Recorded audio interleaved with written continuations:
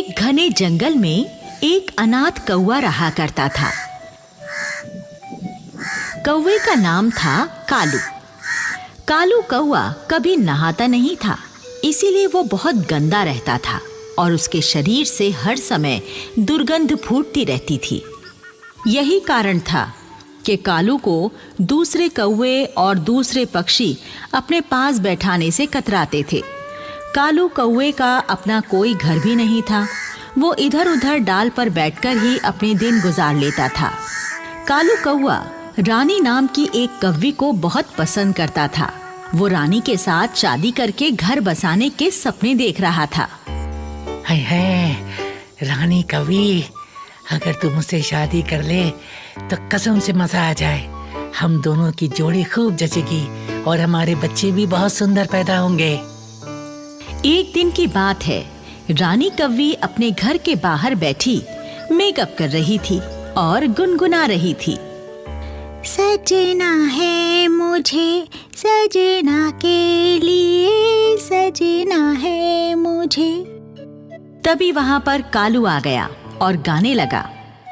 मेहंदी लगा के रखना, डोली सजा के रखना, लेने तुझे और रानी आएंगे तेरे सजना।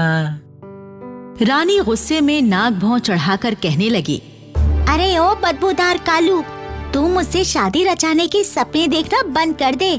अरे मनहूस, ना तो तेरे पास घर है और ना तू कोई काम धंधा करता है, ऊपर से तू सालों साल नहाता भी नहीं है।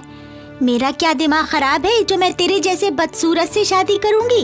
चल भाग जा यहाँ से। कालू कौवा रानी के हाथों अपना अपमान करवाकर चुपचाप वहाँ से उड़ गया और एक पेड़ की डाल पर बैठकर सोचने लगा। हाय, पता नहीं मेरी रानी मुझसे शादी करने से कतराती क्यों है, जबकि मेरे जैसा हैंडसम कौवा तो उसे पूरे जंगल में नहीं मिलेगा, कसम से। तभी कौवे की नजर एक रंग बिरंगे पंखों वाले खूबसूरत मुर्गे पर पड़ी, जो कि अपनी 4-5 मुर्गियों के साथ दाना चुगने में व्यस्त था। कालू मुर्गे को देखकर सोचने लगा, हाय हाय, देखो ये तो हद हो गई। मेरे पास एक भी नहीं है और ये मुर्गा 5-5 बीवियों के साथ घूम रहा है। जरूर इसके पास मुर्गियों को पटाने वाला जादू है। मुझे भी वो मुर्गे से जादू सीखना चाहिए।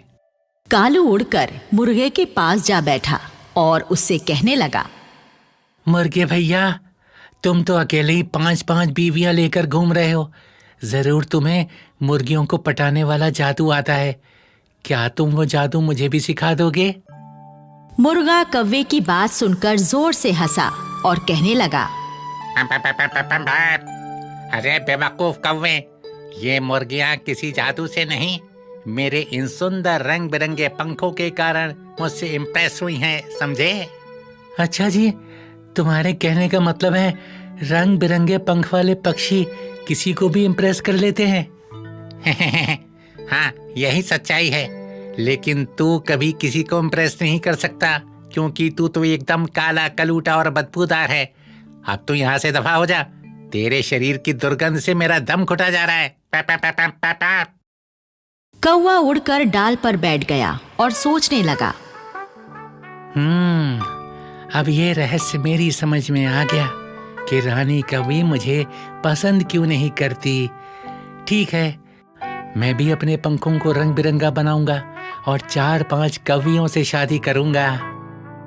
फिर एक दिन की बात है, कालू कौवा मोर के पास गया और उससे कहने लगा, अरे मोर दादा, आप अगर मुझे अपने 2-4 पंख दे दो तो मुझे गरीब का भला हो जाएगा। मुझे आपके पंखों की बहुत जरूरत है। ठीक है, मैं भी नाचता हूँ। जैसे ही नाचते समय मेरे पंख झड़ेंगे तुम उन पंखों को ले लेना। मोर ने नाचना शुरू कर दिया।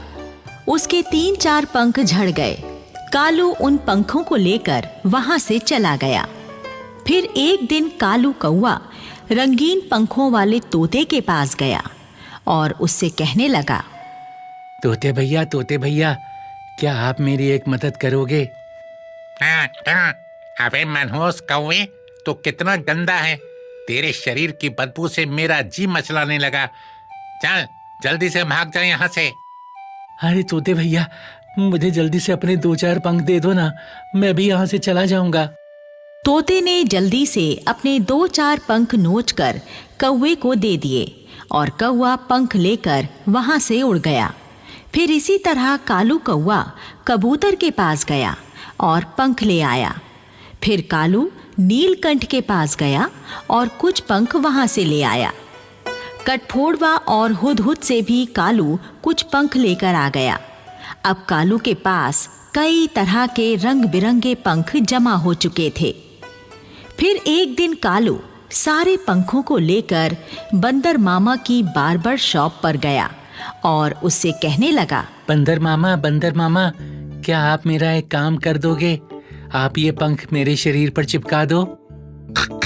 मैं कोई भी काम मुफ्त में नहीं करता। बदबूदार कौवे, मीठे जामुन लाकर दे तो मैं ये तेरा काम कर सकता हूँ। ठीक है बंदर मामा, अभी आप मेरा ये काम उधार कर दो। मैं वादा करता हूँ कल आपको मीठे जामुन लाकर खिला दूंगा। ठीक है, ला करता हूँ तेरा काम। बंदर ने कीकर के पेड़ से निकलने वाले गोंद की मदद से सारे पंख कौवे के शरीर पर चिपका दिए और कौवे की काली चोंच को भी लाल रंग से रंग दिया। रंग बिरंगे पंख चिपक जाने से कालू कौवा एक अजीब सा पक्षी नजर आने लगा।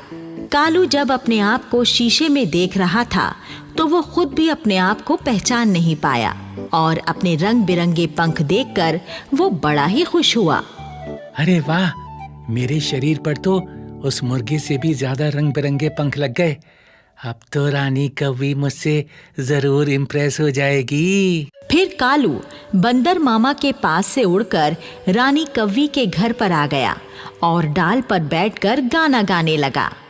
लेके पहला पहला प्यार, भर के आंखों में खुमार, जादू नगरी से आया है कोई जादूगर। कालू का गाना सुनकर रानी कौवी अपने घर का दरवाजा खोलकर बाहर आई। वो बदले हुए हुलिये के कारण कालू को पहचान नहीं पाई, बल्कि कालू को देखकर वो डर गई। अरे बाप रे, ये इतनी अजीब शक्ल वाला पक्षी कौन है? लगता है ये कोई दानव है जो मुझे खाने के लिए यहाँ आया है। रानी ने अपनी मदद के लिए अपनी बिरादरी के दूसरे कौवों को बुलाने के लिए शोर मचा दिया। बचाओ, बचाओ, कोई मुझे इस भयानक पक्षी से बचाओ।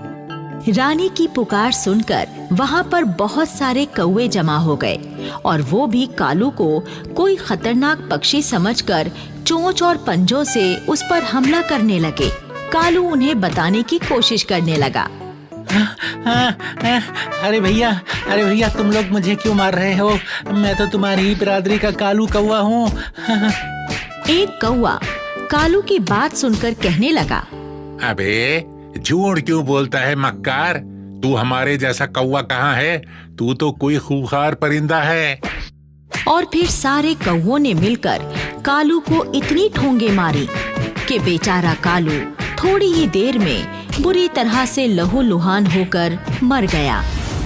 सीख, इस कहानी से हमें यही सीख मिलती है कि हमें अपना मकसद पूरा करने के लिए ना तो अपनी पहचान बदलनी चाहिए और ना ही कोई फर्जीवाड़ा करना चाहिए, नहीं तो कालू कौवे के जैसा अंजाम हो जाता है।